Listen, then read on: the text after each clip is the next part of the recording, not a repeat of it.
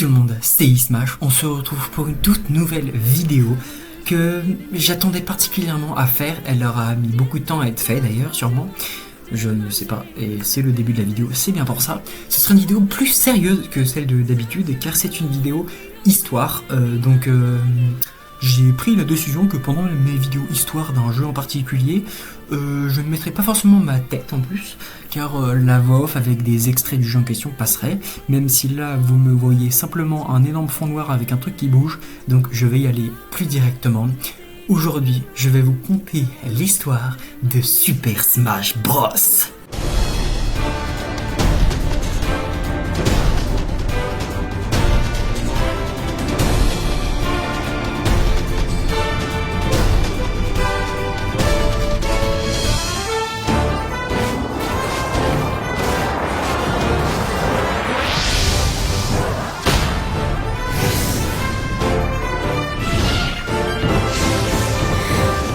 L'histoire de Super Smash Bros commence avec Masahiro Sakurai, pour l'époque connu déjà pour étant le créateur de Kirby's Dream Land sur Game Boy, Kirby's Adventure sur NES et Kirby Superstar sur Super NES. Il était déjà connu pour les jeux de plateforme, du coup Kirby, mais il commençait à s'en lasser. Donc il est parti sur un tout nouveau type de jeu, les jeux fighting. Mais à l'époque, les jeux fighting les plus récents étant Street Fighter et Tekken par exemple, étaient plus concentrés sur du professionnel, disons. Quelque chose où un nouveau joueur voulant tester ne pouvait pas forcément réussir à cause de la difficulté mise en place par les joueurs qui y jouent déjà depuis un petit moment.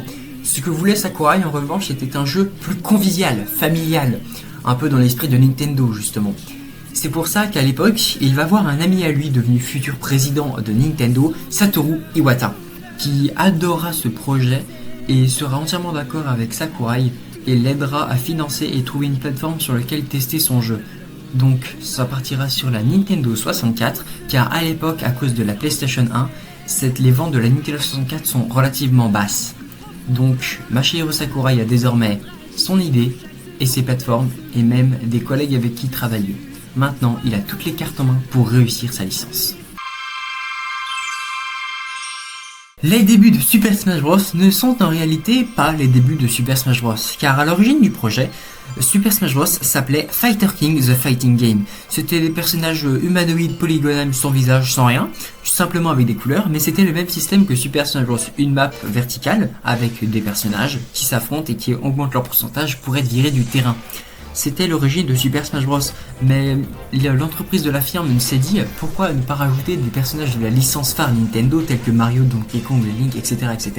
pour les incorporer, pour potentiellement faire plus de ventes. Et ça peut toujours être amusant de voir Mario balancer des boules de feu à Link ou Pikachu électrocuter Donkey Kong et vice versa.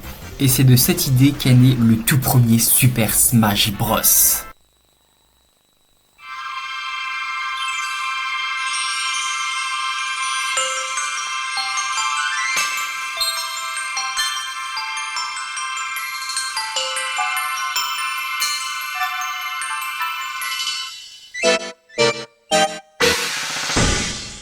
Donc le tout premier Super Smash Bros, appelé aujourd'hui Super Smash Bros 64 grâce à son support, un peu comme Paper Mario 64 ou d'autres jeux sortis sur 64, sort de base au Japon le 21 janvier 1999 et il était censé y rester. Mais avec son succès grandissant là-bas, les développeurs se sont dit on va tenter de l'exporter aux USA le 26 avril 1999.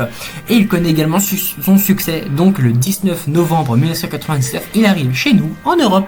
Parlons maintenant des personnages justement de ce premier opus. Quand nous commençons le jeu et que nous allons directement dans le menu pour les combats, nous pouvons voir 8 personnages apparents et 4 en silhouette.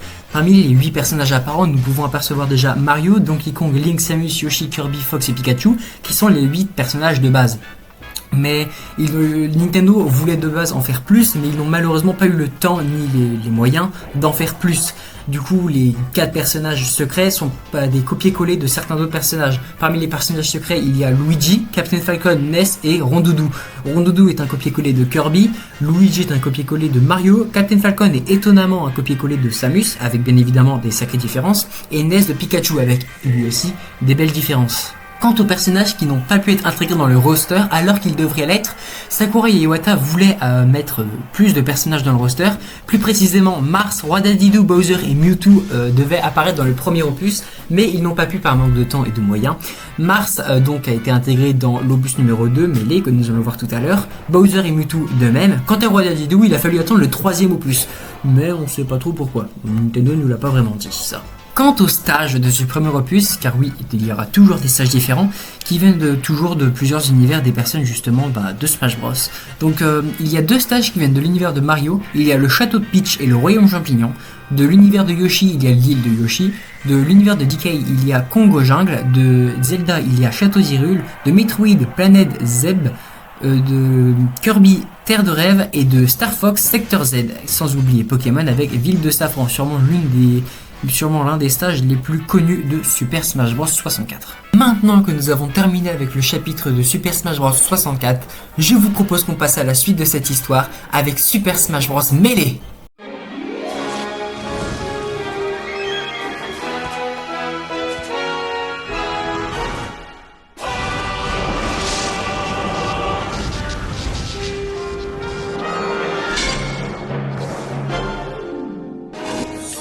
Ah, Super Smash Bros Melee, le Super Smash Bros qui a accueilli le plus de monde à l'esprit compétitif. Mais ça, on en reparle un peu après. Pour l'instant, les dates de sortie.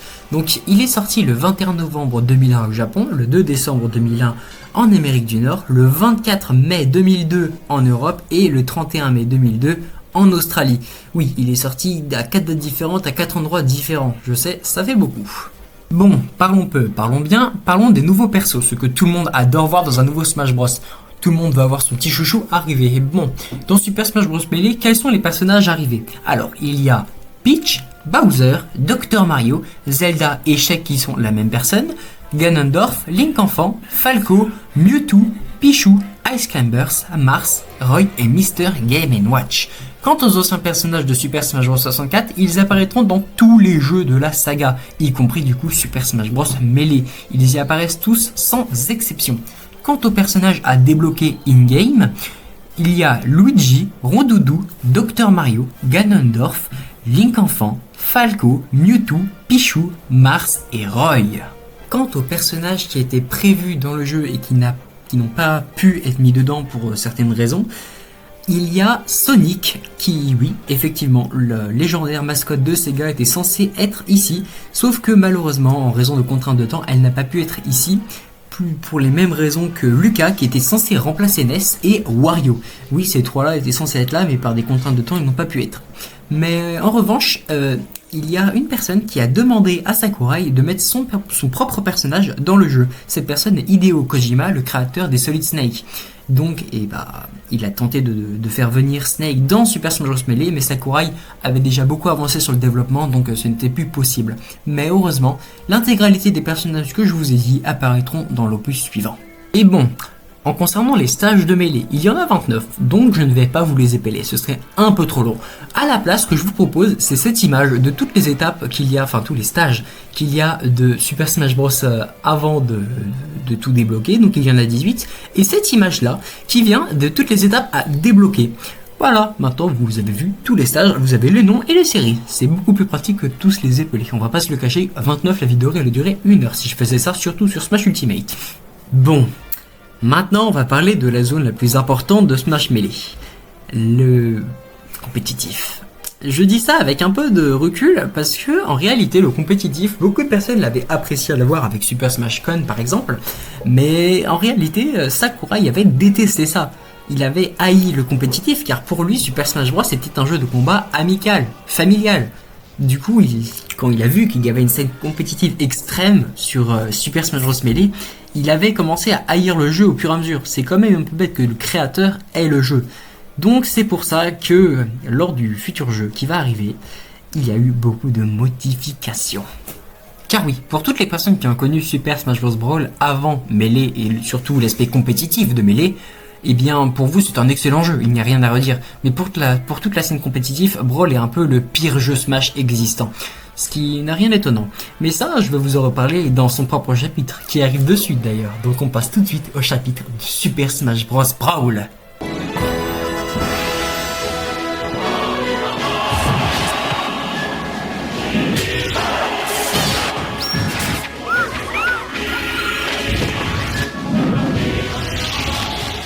Super Smash Bros Brawl, sûrement mon Super Smash Bros préféré avec Ultimate forcément, surtout grâce à son bon gros mode aventure, mais ça j'en parlerai un peu après. Comme pour Smash 64 et Smash Melee, je vais donc commencer par les dates de sortie. Donc Super Smash Bros Brawl est sorti au Japon le 31 janvier 2008, il est sorti en Amérique du Nord le 9 mars 2008, en Australie le 26 juin 2008 et en Europe le 27 juin 2008. Quant aux nouveaux personnages de cet opus, il y en a des nouveaux et des anciens. Il n'y a que 21 combattants qui reviennent, car il y a certains personnages qui étaient présents dans Melee qui ne reviennent pas, tels que Roy ou Pichou. En revanche, il y a beaucoup de nouveaux combattants également. Nous sommes un total de 39 personnages pour cet opus. Et quant aux nouveaux personnages, il y a Diddy Kong, Link Cartoon, Samus sans armure, Meta Knight, Roi Dadidou, enfin on le voit arriver. Je rappelle qu'on l'attendait dans Smash 64. Il y a également Wolf, le dresseur de Pokémon avec Carapuce, Herbizarre et Dracofeu.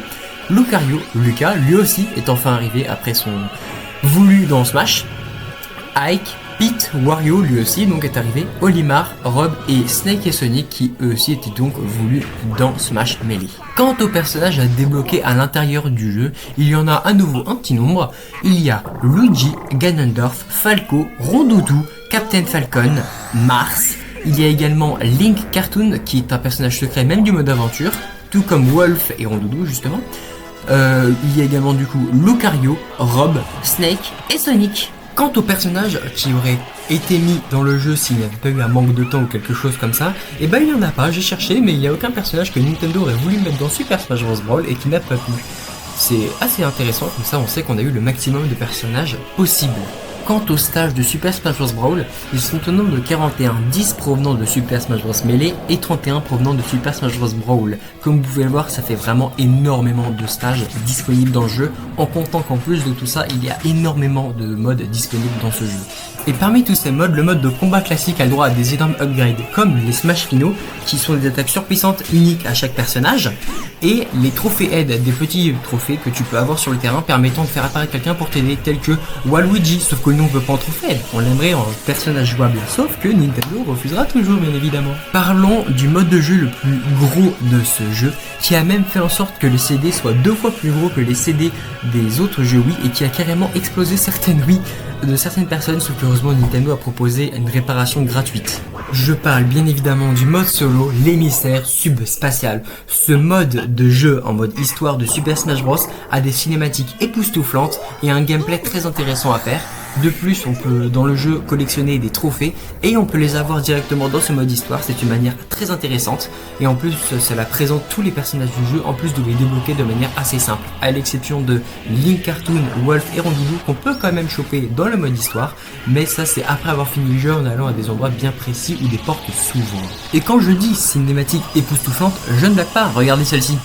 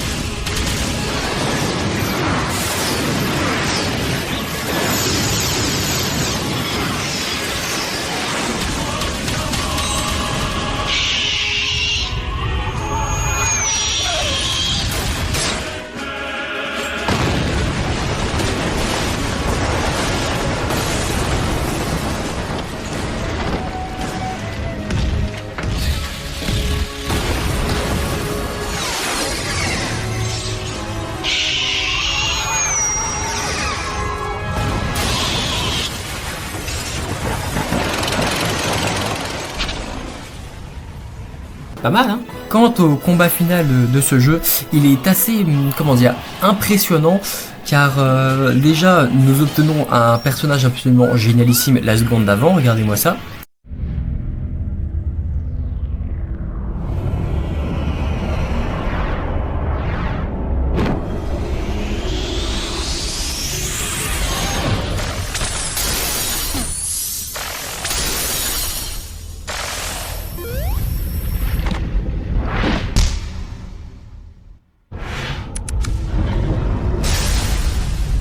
Et ensuite, bien, il se pourrait que ce boss soit un chouïa cheaté pendant les cinématiques.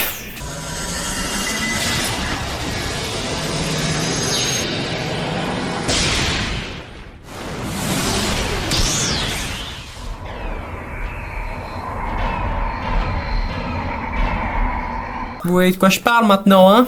Passons maintenant au mode compétitif de Super Smash Bros. Brawl. Je vous rappelle, Sakurai avait détesté le compétitif sur Super Smash Bros. Melee. Donc il a fait en sorte de rendre le compétitif impossible sur Brawl. C'est-à-dire il a rendu le gameplay beaucoup trop flottant pour faire un bon jeu de combat, malgré que Meta Knight soit littéralement overcheat. Mais bon, ça on passera. Le fait qu'il y a quand même eu des tournois sur Super Smash Bros. Brawl, mais pas au même niveau que Melee. Beaucoup de monde se restait sur Melee et la plupart des tournois se continuent sur Melee. Heureusement, un nouveau Smash Bros est apparu à l'horizon et tout le monde attendait de voir qu'est-ce qu'il en deviendrait. C'est l'apparition de Super Smash Bros for Wii U et for 3DS. Super Smash Bros for Nintendo 3DS et Wii U, appelé autrement Smash 4 parce que sinon c'est un tout petit peu long, est sorti à 2 dates différentes à chaque fois. Pourquoi? Parce qu'il y a 2 versions justement, la version 3DS et la version Wii U. Donc je vais commencer par les dates de sortie de la version 3DS. Sorti le 13 septembre 2014 au Japon, le 3 octobre 2014 en Amérique du Nord, le 3 octobre 2014 en Europe et le 4 octobre 2014 en Australie. Ouais, c'est d'affilée pour nous. Et pour la Wii U, le 21 novembre 2014 pour l'Amérique du Nord, le 28 novembre 2014 pour nous, le 29 novembre 2014 pour les Australiens et le 6 décembre 2014 pour les Japonais. Bon, vous commencez à connaître la chanson, maintenant on va s'attarder de nouveaux personnages. Et le terme d'Inette conviendrait parfaitement sur le coup. Parmi les nouveaux personnages désormais, il y a Harmony et Luma, Bowser Jr., Amphinomy, Darren, Lucina, Palutena, Dark Pit, Villageois, Entraîneuse Wii Fit, Little Mac, Shulk, Duck Hunt, Megaman, Pac-Man et les Mi, donc Boxer Mi, Épéiste Mi et Tireur Mi sur le coup. Quant aux personnages à débloquer in-game, il y a Dr Mario, Ganondorf, Falco, Rondoudou, Ness, Wario, Rob, Bowser Jr., Lucina, Dark Pit ou Pit Maléfique comme vous voulez, et Dio Duck Hunt. Quant aux personnages qui étaient censés être là et qui au final ne le sont pas, il y a Ice Climbers et Dresseur de Pokémon, 2 personnes qui étaient dans au final Super Smash Bros Brawl. Ils ne sont pas là parce que la 3DS n'était pas assez puissante pour charger 4 groupes d'Ice Climbers ou 4 groupes de dresseurs Pokémon. C'est pour ça qu'il y a d'ailleurs que Dracofeu en ce qui concerne dresseurs de Pokémon. Par ailleurs, sur les nouveautés de Super Smash Bros 4, il y a 2 grosses nouveautés. La première, nous pouvons utiliser désormais des amiibo, des figurines interactives avec le jeu, qui sont relativement peu inutiles de mon avis dans le jeu.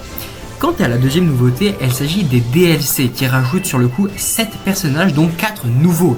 Donc parmi ces nouveaux personnages, il y a Mewtwo, Lucas et Roy qui sont de retour provenant chacun d'entre eux de Melee, Brawl et Melee. Quant aux 4 nouveaux, il y a Ryu, Cloud, Corrin et Bayonetta. Quant au nouveau stage de cet opus, ça diffère selon les opus entre 3DS et Wii U. Par exemple, sur 3DS, il y a un total de 42 stages. Il y en a 30 nouveaux et 12 anciens. Alors que sur la Wii U, il y en a 55 au total, 34 nouveaux et 21 anciens. Quant à l'aspect compétitif, tout le monde attendait des nouvelles positives à son égard. Et heureusement, oui, Masahiro Sakurai a entendu les critiques et a fait en sorte que Smash 4 ait un aspect compétitif bien. Il ne correspond pas à Melee pour autant, mais il a un aspect relativement correct et pas mal de compétitions auront lieu sur ce jeu. Mais Melee n'est jamais abandonné pour ses compétitions. Donc maintenant, il y a 2 jeux de compétition Super Smash Bros. Malheureusement, ce jeu est un semi-échec à cause de son support. La Wii U étant très peu vendue, Super Smash Bros for Wii U est un échec commercial. Sa version 3DS est un peu moins un échec grâce justement parce que c'est la 3DS, mais malheureusement sa version Wii U sera bien moins vendue. C'est pour ça que Nintendo travaille déjà sur leur projet titanesque du prochain Super Smash Bros.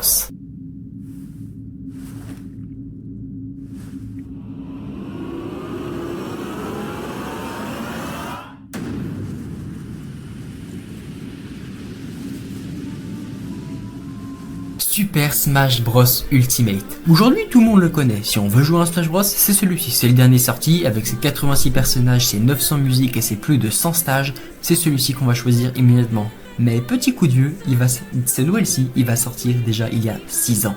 Et oui, il est sorti le 7 décembre 2018.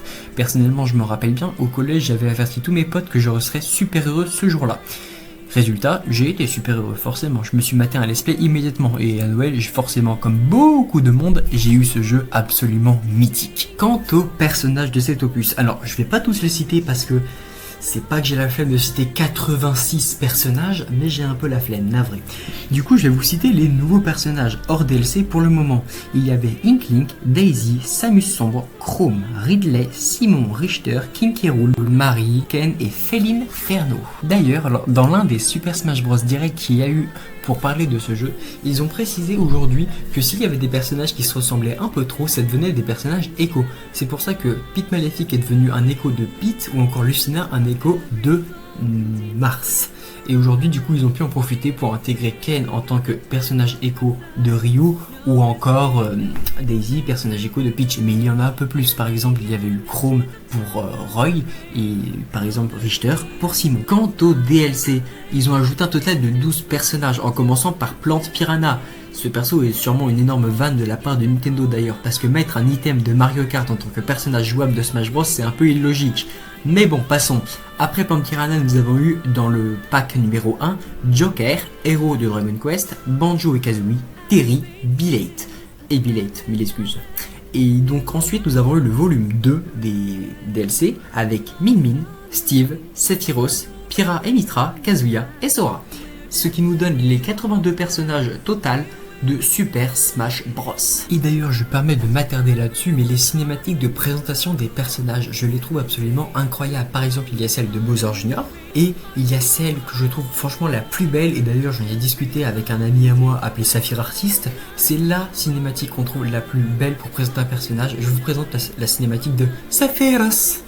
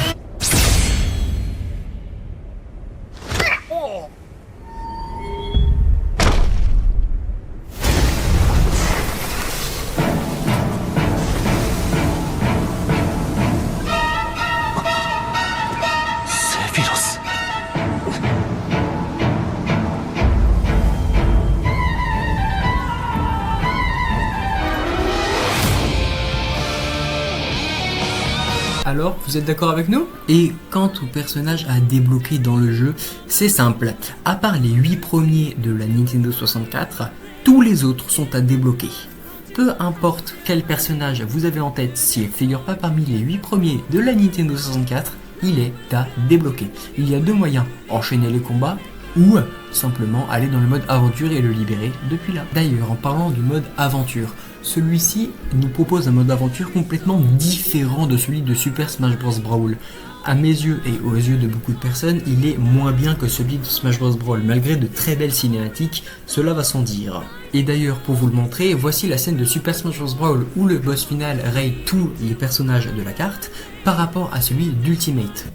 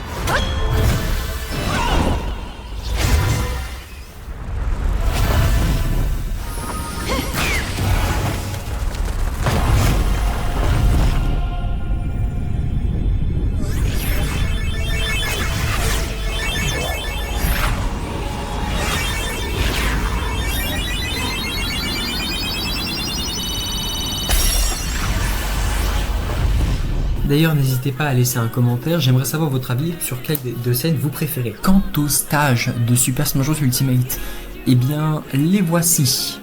Oui, il y a 15 nouveaux avec DLC et 96 autres stages. Ça fait énormément de stages, franchement. Quant à l'aspect compétitif de Super Smash Bros Ultimate, il est à son paroxysme. Il n'a jamais été aussi bien, même si sur Melee, cela continue avec le Super Smash Con et compagnie, car Super Smash Bros Melee reste un énorme jeu, si je peux me permettre le terme de tryharder, hein, vu le nombre de bugs qu'il peut y avoir pour accélérer son personnage. Mais Smash Ultimate et Smash 4 restent de très bons jeux pour faire des tournois de compétition, tout bêtement.